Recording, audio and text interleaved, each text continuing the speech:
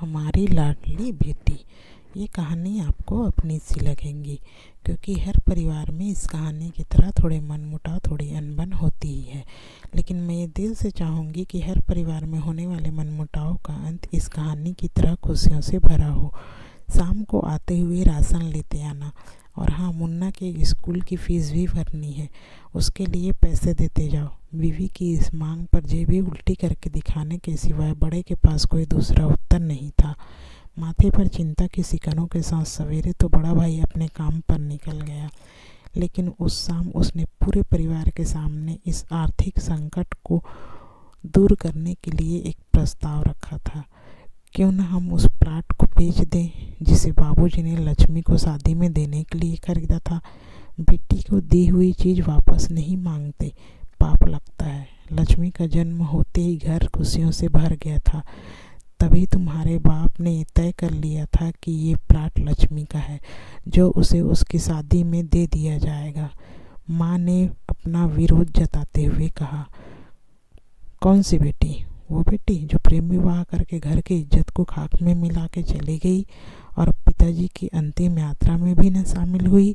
बड़े ने टोंट मारते हुए कहा, मेरा मुंह मत खुलवा। यहाँ कौन नहीं जानता कि लक्ष्मी को उस दिन गली के नाके से ही लौटा दिया गया था और उसे अपने पिता से आखिरी बार मिलने का हक भी छीन लिया गया था।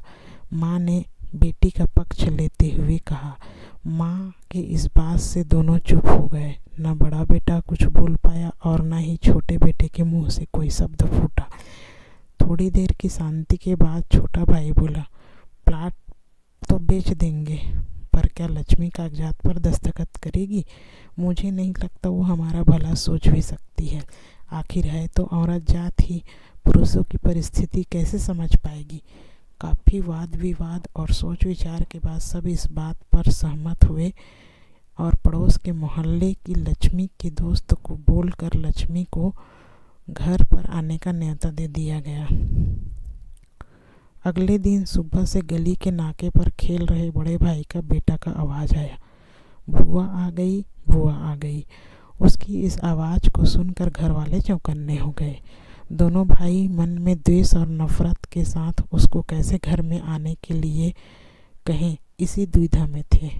वो कहते हैं ना, ज़रूरत के वक्त गधे को भी बाप बनाना पड़ता है। उसी कहावत के हिसाब से दोनों भाई बहाने से बात करने के लिए तैयार हुए। दरवाजे पर जब बेटी और दामाद ने पूरे 7 साल बाद कदम रखा तो माँ की आंखें भर आई और दोनों को बड़े प्यार से घर के अंदर लेकर आई। बेटी और दामाद भी माँ का इतना स्नेह देखकर भाव विभोर हो गए। शाम को साथ में बैठे बेटी दोनों बेटों और दामाद के आगे हिचकिचाते हुए माँ ने ही प्लाट का मुद्दा उठाया। लक्ष्मी को थोड़ा अंदेशा तो था कि कोई बड़ी बात होगी। लक्ष्मी उसी दिन से ये सोच रही थी कि ऐसी क्या बात हो सकती है कि जो खड़ूस भाई उसे बाप के मुंह भी दिखाने के खिलाफ थे, वो अचानक इतने कैसे पिघल गए। लेकिन अब उसको सारी बात समझ में आ गई थी।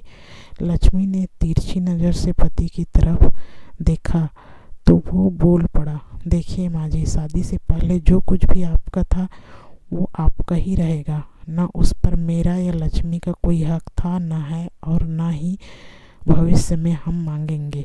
इसलिए आप निश्चिंत होकर उस प्लाट के साथ जो करना है कीजिए। आप जहाँ कहेंगे हम वहाँ साइन कर देंगे। सुबह से अपने जीजा की नज़रें चुरा रहे दोनों भाइयों ने अब अपने जीजा को अच्छे से देखा। सुबह प्लाट का कागजात पर बहन के दस्तखत लेकर काम खत्म किया जाए, यह तय हुआ। सब इस मीटिंग को खत्म कर उठ ही रहे थे कि टीवी पर अनाउंसमेंट हुआ कि आने वाले 21 दिनों तक देश में लॉकडाउन लगाया जा रहा है। लक्ष्मी के पति ने फ़ोन पर बात करने के बाद कहा, अब हम क्या करेंगे? लक्ष्मी, कल की बस भी रद्द हो गई है और 21 दिनों तक कोई बस भी नहीं है। हम तो फंस गए। इस खबर से दोनों भाई बहुत निराश हो गए, क्योंकि एक तो उसकी आमदनी कम थी और 2 लोगों का और खाने पीने का बोझा बढ़ गया था। लेकिन माँ अंदर ही अंदर खुश थी, क्योंकि इतने वर्षों बाद घर वापस लौटी बेटी इसी बहाने कुछ दिन आराम से अपने साथ रह तो पाएगी। दोनों भाई छूटक सब्जी और फल बेचा करते थे। कुछ दिनों में ही लॉकडाउन के चलते और दोनों कोरोना वायरस के चलते लोगों ने उनके सब्जियां और फल खरीदने बंद कर दिए। पहले से खराब उनकी आर्थिक स्थिति और ज़्यादा खराब होने लगी और वह मन ही मन लक्ष्मी के कदमों को अशुभ मानने लगे। बहन और जीजा जी से उनकी यह हालत छुपी नहीं थी। लक्ष्मी के कहने पर उसके पति ने दोनों भाइयों की सब्जी और फूल की रेहड़ियों पर लोहे की राड और जालियां फिट कर दी। बाजार जाकर दोनों के लिए कैप, हाथों के दस्ताने और थोक के भाव में सब्जी और फल खरीद लाए।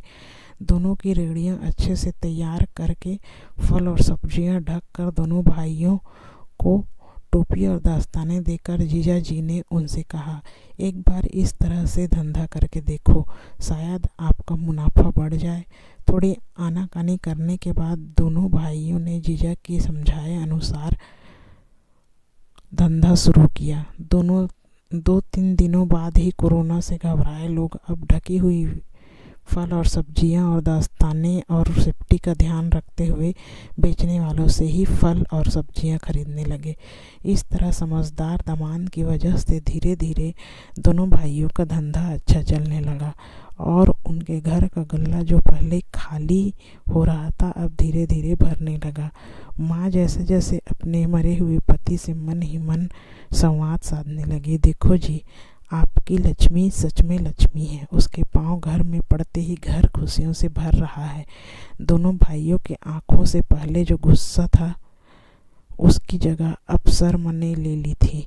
वह मन ही मन सोचते थे, क्या गलत किया था बहन ने जो हमने उसके साथ इतना बुरा सलूक किया। शादी ही तो की थी और शादी करने से पहले हमें बताया भी था। हम ही थे जो उसे स्वीकार नहीं कर पाए।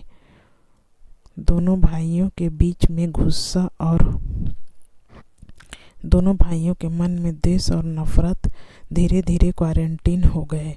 21 दिनों बाद जब दीदी और जीजी प्लाट के कागज पर साइन करने लगे तब दोनों भाइयों ने उन्हें रोक लिया और उनकी माफ़ी मांगते हुए वे पेपर्स उन्हें देते हुए बोले, शादी के वक्त हमने आपको कोई तोहफा तो दूर की बात है, आपका हक भी नहीं दिया था, लेकिन अब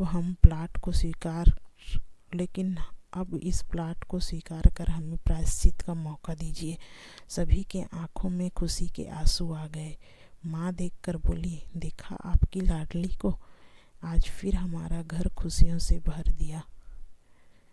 दोस्तों, ये कहानी आपको कैसी लगी कृपया कमेंट करके बताइएगा।